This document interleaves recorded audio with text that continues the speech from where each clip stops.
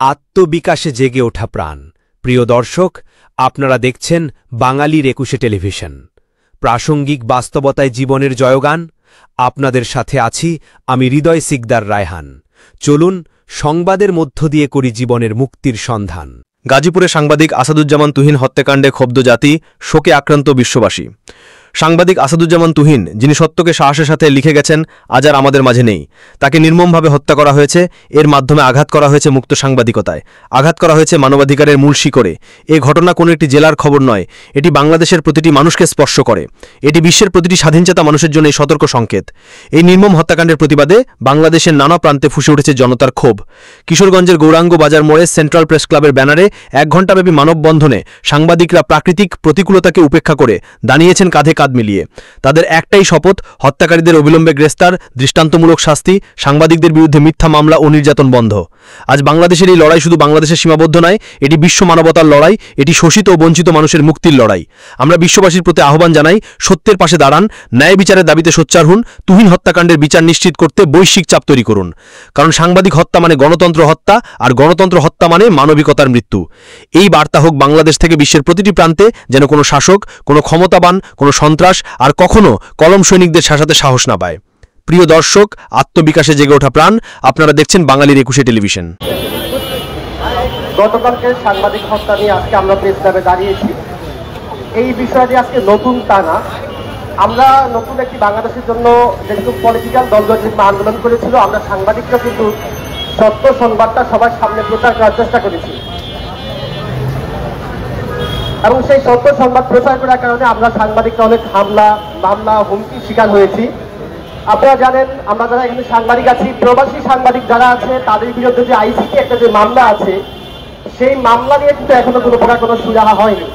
গাজীপুরের যে হত্যাকাণ্ড, এই গাজীপুরের হত্যাকাণ্ড আজকে আমরা মানববন্ধন করছি, কালকে কোনো প্রতিনিয়ত সবাই ভুলে যাব, এটা স্বাভাবিক একটা বিষয় এখন হয়ে দাঁড়িয়েছে। আর সাংবাদিক মারার কারণে বা মারার পর বিভিন্ন রাজনৈতিক নেতাকর্মীরা বিভিন্নভাবে ট্যাগ দেওয়া শুরু করে, সে অমক দল করছে বা অমকায় হামলা করেছে।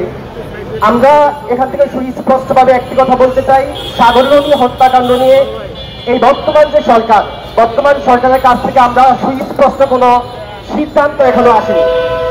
আমার কাছে মনে হচ্ছে এমন একটি বিষয় হয়ে দাঁড়িয়েছে, বর্তমান সরকারের কাজ হলো রাজনৈতিক যে মামলাগুলো আছে, সেই মামলাগুলো সুরাহা করার জন্য এই বর্তমান সরকারকে ক্ষমতা দেওয়া হয়েছে। না হলে প্রবাসী সাংবাদিক যারা আছেন তাদের বিরুদ্ধে যে আইসিটি একটা মামলা হয়েছে, সাগররনী হত্যাকাণ্ড যে মামলা হয়েছে, সে মামলা নিয়ে, সাংবাদিকদের হত্যাকাণ্ড মামলা নিয়ে কোনো প্রকার কোনো সুরাহা এখনো হচ্ছে না, সামনে হবে না এমনটাই আমার আশা। কারণ এই পর্যন্ত সাংবাদিকদেরকে হত্যাকাণ্ড নিয়ে কোনো প্রকার কোনো মামলা সুরাহা এখনো আমি দেখিনি। আমি চাই, বা আমরা সবাই, আমাদের সবাই চাওয়া, গাজীপুরের হত্যাকাণ্ড নিয়ে অনতি বিলম্বে যারা প্রকৃত অর্থে যারা হলো আসামি, তাদেরকে গ্রেফতার করা হোক এবং কি এই মামলা যত দ্রুত সম্ভব এটা তাদের সুরাহা করা হয়। আমরা আজকে দাঁড়িয়েছি আমাদের ভাইয়ের হত্যার বিচার চেয়ে, কিন্তু আমরা এই হত্যাকাণ্ডের প্রায় ২৪ ঘন্টা হতে চললেও আমাদের মুরব্বী সংগঠনগুলো এখন পর্যন্ত কোনো বিবৃতি দেওয়ার সাহস পর্যন্ত পায়নি। আমরা ওই সব মুরব্বীদেরকে বলতে চাই, আপনারা আপনার পিঠে একটু হাত দিন, আপনারা আপনার মেরুদণ্ডটাকে একটু খুঁজুন। যে ষড়যন্ত্র শুরু হয়েছে, এটা শুধু সাংবাদিকদের হত্যার মধ্যে দিয়ে শেষ হবে না, এই রাষ্ট্রকে ব্যর্থ করবার সমস্ত ষড়যন্ত্রের একটা বহিঃপ্রকাশ হচ্ছে এরকম সাংবাদিকদেরকে হত্যা করা। নির্মম ভাবে দিনের ভিতরে একজন মানুষকে হত্যা করবে, এটি যেমন অসম্ভব, সেক্ষেত্রে একজন সাংবাদিককে এরকম হত্যা করার যারা ষড়যন্ত্র করেছে, এরকম সাহস দেখিয়েছে, তারা এই রাষ্ট্রের বিরুদ্ধে সর্বোচ্চ শক্তি প্রয়োগ করবে, এটি স্বাভাবিক। সুতরাং আমাদের চতুর্থ স্তম্ভকে যদি আমরা ধরে রাখতে চাই, আগামী দিনে রাষ্ট্রকে যদি আমরা বিনির্মাণ করতে চাই, তাহলে সাংবাদিক হত্যার বিচার নিশ্চিত না করা পর্যন্ত রাষ্ট্র চালাতে পারবে না। শুধু এই গাজীপুরে হত্যাকাণ্ড নয়, আমরা যদি বলি যে গত ১ বছর ধরে ৪০০-র উপরে সাংবাদিক বিভিন্নভাবে আহত হয়েছে, হত্যাকাণ্ডের শিকার হয়েছে। তো আমাদের ভাইয়েরা যখন হত্যাকাণ্ডের শিকার হয় বা আহত হয়, তখন কিন্তু সরকারের টনক লড়ে না। তাদের যদি কোনো ব্যক্তি বা বর্গ যদি আহত হয়, তখন কিন্তু সরকার সে বিষয়ে দ্রুত পদক্ষেপ নেয়। কিন্তু আমরা যখন গণমাধ্যম কর্মীরা নানাভাবে হয়রানির শিকার হচ্ছি, তখন সরকার এ বিষয়ে বরাবর চুপ থাকে। সরকারের পক্ষ থেকে বরাবরই বলা হয় যে আমাদের বিষয় তারা দেখছেন, তারা আমাদের সহকর্মী, তারা আমাদের সহযোদ্ধা। যদি তারা আমাদের সহযোগী মনে করত, তাহলে আমাদের প্রতিটি পদে পদে আমাদেরকে কখনই হয়রানি করা হতো না।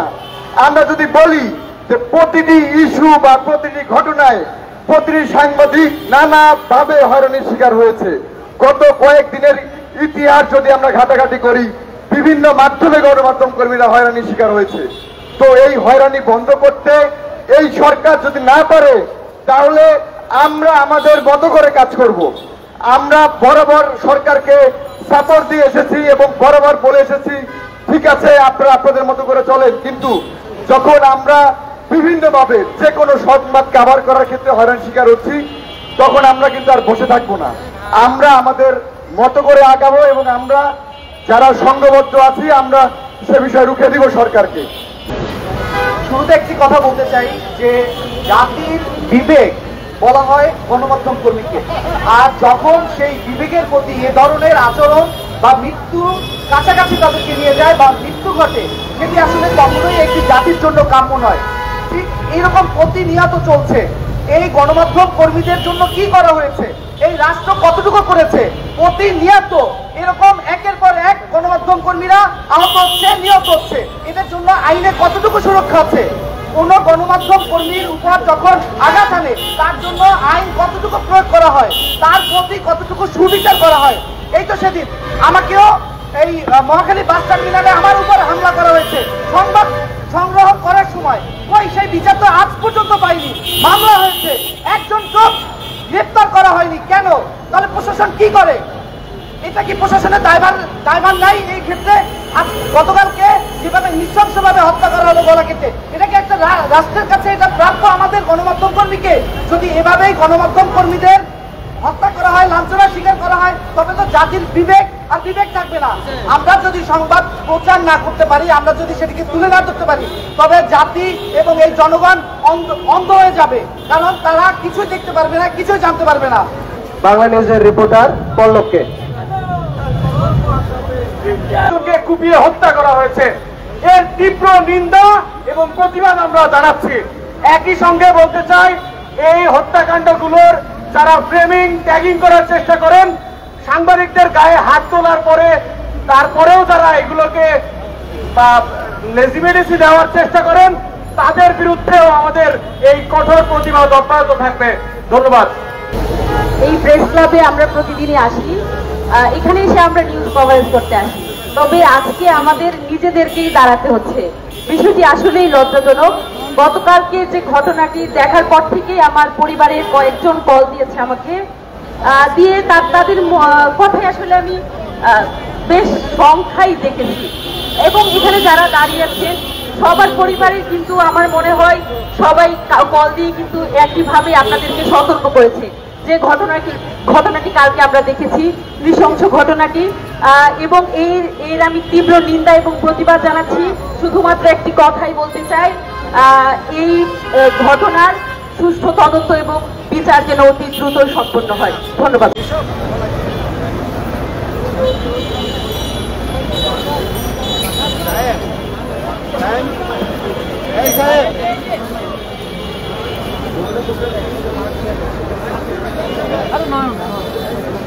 রাখার জন্য অনুরোধ করছি নিউজ 24 এর রিপোর্টার গণমাধ্যম কর্মী তাহিদ ভাইকে। ধন্যবাদ। আসলে আজকে আমরা সবসময় ডায়াসের সামনে থাকি, অর্থাৎ এখন আমাদের সামনে যারা আছে তারা আমাদের সহকর্মী, আমরা ওখানেই থাকি সবসময়। রাজনৈতিক নেতৃবৃন্দ প্রোগ্রাম, সরকারি প্রোগ্রাম, বেসরকারি প্রোগ্রাম, এছাড়া বিভিন্ন দেশের সংবাদ প্রকাশের যে আমরা কাজ করি সেটা আমরা সামনেই থাকি। কিন্তু আজকে আমাদের বাধ্য হয়ে এখানে আসতে হয়েছে। আপনারা জানেন গতকালকে যে গাজীপুরে আমাদের দুই সহকর্মী তারা তাদের পেশাগত দায়িত্ব পালন করতেছিল, তারা সেখানে কোনো চাঁদাবাজি করতে চায়নি, কোনো অপকর্ম করতে চায়নি, কোনো অন্যায় করতে চায়নি, সবসময় পিনপন নীরবতা পালন করে আছেন। এর কারণ কি? এর কারণটা আমরা জানতে চাই। গাজীপুরে এই হত্যাকাণ্ডের 24 ঘন্টা পার হতে যাচ্ছে, এখন আমাদের যে একজন তথ্য উপদেষ্টা আছেন তিনি কোনো কথা বলেননি। তার মুখ থেকে, তার বিবৃতি, তার মন্ত্রণালয় থেকে কিংবা আমাদের যে প্রেস সচিব আছেন, তিনি কিন্তু আন্তর্জাতিক খ্যাতিসম্পন্ন একজন গণমাধ্যম কর্মী, নাম করা একজন সাংবাদিক, যিনি সর্বপ্রথম রেটিং দিয়েছিলেন সেটা শেখ হাসিনার পালিয়ে যাওয়ার খবরটি। আজকে আমরা এখানে উপস্থিত হয়েছি, গতকাল আমাদের এক সহকর্মী ভাইকে গাজীপুরে যেভাবে হত্যা করা হয়েছে, এটি আসলে সভ্য সমাজের দ্বারা কখনো হতে পারে না। আমরা এর তীব্র নিন্দা জানাই এবং দ্রুত সময়ের মধ্যে আসামিদের গ্রেপ্তার করতে হবে। আজকে তুহিন মারা গিয়েছে, কালকে আমি মারা যাবো, পরশু আপনি মারা যাবেন। এভাবে চলতে পারে না একটা স্বাধীন দেশ। আপনারা কি চান? বিচার চান কিনা বলেন? সরকারকে এই বিষয়টি দ্রুততার সাথে আসামিদের গ্রেপ্তার করতে হবে এবং সাংবাদিক সুরক্ষা আইন প্রণয়ন করতে হবে, যাতে ভবিষ্যতে কোন সাংবাদিক এভাবে রাস্তায় যাতে প্রকাশ্যে মারা না যায়। ধন্যবাদ সবাইকে। ভাই, গাজীপুরে যে নৃশংস হত্যাকাণ্ডের শিকার হয়েছে, আজকে যে আমরা এখানে দাঁড়াইছি, এটাই আমাদের জন্য লজ্জাজনক। এই যে ফ্যাসিবাদ হাসিনার বিদায় ঘটেছে, তারপরেও এই যে অন্তর্বর্তীকালীন সরকার আজ পর্যন্ত আমার যত সাংবাদিক ভাইয়েরা নির্বিচারে হত্যার শিকার হয়েছে, তাদের জন্য কোনো দৃষ্টান্তমূলক শাস্তির ব্যবস্থা করে নাই। এইভাবে তো একটা রাষ্ট্র চলতে পারে না ভাই, এইভাবে তো দেশ চলতে পারে না। আসসালামু আলাইকুম। আপনারা সকলে জানেন আজ আমরা কেন দাঁড়িয়েছি। শেখ হাসিনা সাংবাদিকদের মারতে গুলি ব্যবহার করেছিল, আর এই সরকার থাকা অবস্থায় আমরা লক্ষ্য করছি সরকার সবার সামনে আজকে 24 ঘন্টা পার হয়েছে, কোন সাংবাদিকদের নিরাপত্তা দিতে পারে নাই। এই সরকার চোরের কলা পুত্রের মাধ্যমে এসেছে, জনগণের সরকার। এই সরকার সাংবাদিকদের নিরাপত্তা দিতে পারে না, জনগণের কি নিরাপত্তা দিবে? এখন পর্যন্ত খাগর রুনির হত্যার মামলার সব বিচার হয় নাই। 24 ঘন্টা পার হয়েছে, জনগণের মাথা টলক নড়েছে, অথচ এই সরকারের মাথা টলক নড়ে নাই। আমি দ্রুত বিচার করব এবং সেই আসাদুজ্জামান তুহিন ভাইয়ের পরিবারের সাথে সরকার যেন দ্রুত কথা বলে এবং এই বিচার যেন দ্রুত করে দিতে পারেন। ধন্যবাদ সকলকে। আপনারা জানেন যে আজকে আমরা কি কারণে এখানে এসেছি। আমরা সাংবাদিকরা নিরাপদ নই, এটা সরকারকে জানাতে চাই। একটা কথা বলতে চাই, সাংবাদিকরা তো কখনো ক্ষমতার জন্য দৌড়ায় না, সাংবাদিকরা দৌড়ায় এই রাষ্ট্রকে নিরাপত্তা দেওয়ার জন্য।